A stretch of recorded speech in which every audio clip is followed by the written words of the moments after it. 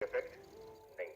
یعنی وہ تو بہت زیادہ کوئی چیز کھائیں گے وہ تو ہر چیز صحیح ہے نا, لیکن نارملی خون صاف ہو جاتا ہے اس سے, اور پیٹ کے بہت سارے امراض ختم ہوتے ہیں, پیٹ میں کیڑے وغیرہ ختم ہو جاتے ہیں, قبض ختم ہو جاتا ہے. طاقت کی چیزیں زیادہ تر قبض پیدا کرتی ہیں, تو صاف خون پیدا ہوتا ہے اس سے. یعنی اچھی خوراکوں میں ایک نفیس خوراک سمجھی جاتی ہے. اس کے بعد ہے زیتون. دنیا میں جتنے بھی آئل ہیں ان میں سب سے بہترین آئل زیتون ہے. آپ کو یقین نہ آئے نا کہ انجیر اور زیتون سے کیا ہوتا ہے تو آپ شام جائیں. میں ترکی گیا ہوں, وہاں شامی بہت دیکھے میں نے, بے انتہا خوبصورت لوگ ہیں. تو ہم سوچتے تھے یہ اتنے خوبصورت کیوں ہے, تو ان کی خوراک انجیر اور زیتون سے شروع ہوتی ہے اور انجیر اور زیتون پہ ختم ہوتی ہے. تو اس سے ان کی اسکن ہمیں پتہ چلتی ہے کہ ایسے شفاف ہو جاتا ہے, یعنی انجیر اور زیتون کھانے والے لوگ.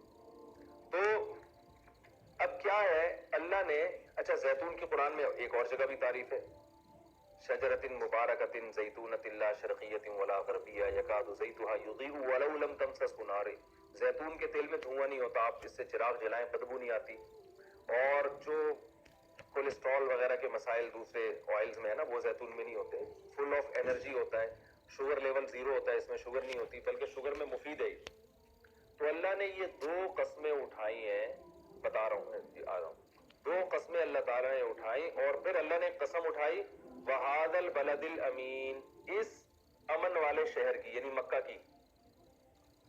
تو اب سوال پیدا ہوتا ہے مکہ, انجیر, زیتون, ان تینوں میں آپس میں مناسبت کیا ہے؟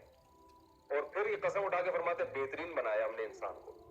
تو اصل میں انسان کی 2 قسم کی خوراکیں ہوتی ہیں, ایک روحانی اور ایک جسمانی. انسان کو دونوں خوراکیں چاہیے.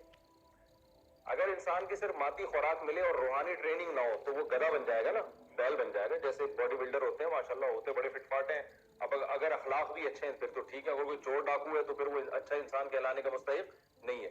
تو انسان کو دونوں قسم کی خوراک چاہیے, روحانی بھی اور جسمانی بھی. روحانی خوراک ملتی ہے وحی سے, اور وحی پیغمبروں پہ آتی ہے.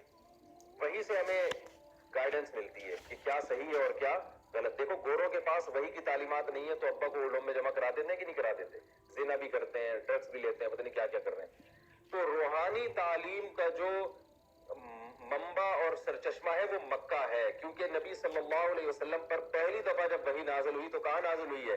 مکہ. تو مکہ کے ذریعے روحانی غذا ملی ہے انسانوں کو, اور جسمانی غذا جو سب سے بہترین, یعنی سب سے بہترین روحانی غذا مکہ سے ملی ہے.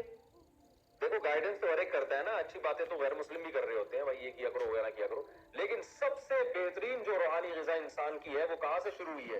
مکہ سے. اور سب سے بہترین جسمانی غذا وہ انجیر اور زیتون ہے. عجیب ملاپ ہے دونوں کا. زیتون میں کاربوہائیڈریٹ نہیں ہے, صحیح ہے نا, اور اس میں پروٹین بہت ہے, جبکہ انجیر میں کاربوہائیڈریٹ بہت زیادہ ہے. تو انسان کو کاربوہائیڈریٹ بھی چاہیے نا, نشاستہ بھی تو چاہیے باڈی کو رن کرنے کے لیے, ارے میٹھا بھی چاہیے نا یار. تو انجیر میں بہترین میٹھا ہے اور اس میں بہترین پروٹین ہے, اور میٹھا بالکل بھی نہیں ہے. تو اللہ نے ان دونوں خوراکوں کا جو ہے نا بتایا ہے کہ سب سے بہترین خوراک انسان کے لیے کیا بنائی ہے؟ انجیر اور زیتون, جسمانی غذا.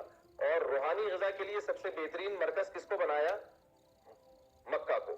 تو اللہ فرماتے ہیں جس مخلوق کو مادی غذا میں انجیر اور زیتون کھلایا جا رہا ہو اور روحانی غذا اس کی مکہ سے ہو, تو یہ دونوں چیزیں اس بات پر گواہ ہیں کہ انسان سے بہتر مخلوق دنیا میں کوئی بھی نہیں.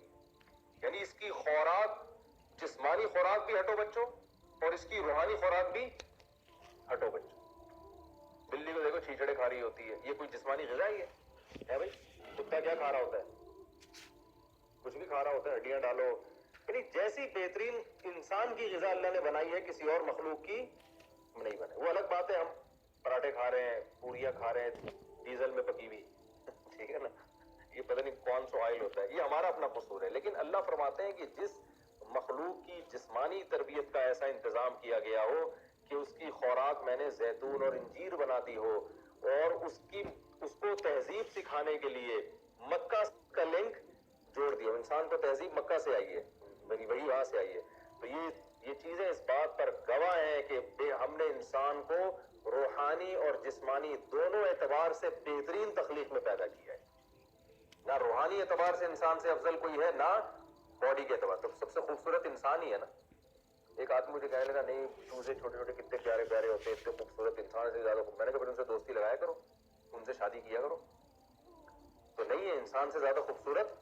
بعض چیزیں ہوتی ہیں ایک لحاظ سے خوبصورتی ہے، دوسرے لحاظ سے نہیں ہوتی. مور کے رنگ کلر بڑے خوبصورت ہیں، بس اسی ہے، باقی تھوڑی اس میں خوبصورتی ہے.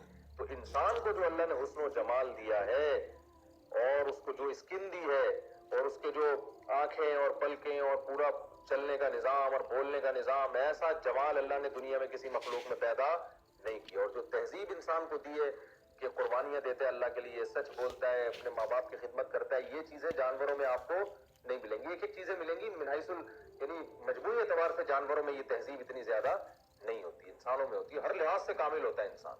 تو اللہ فرماتے ہیں ہم نے انسان کو ہر لحاظ سے بہتر بنایا.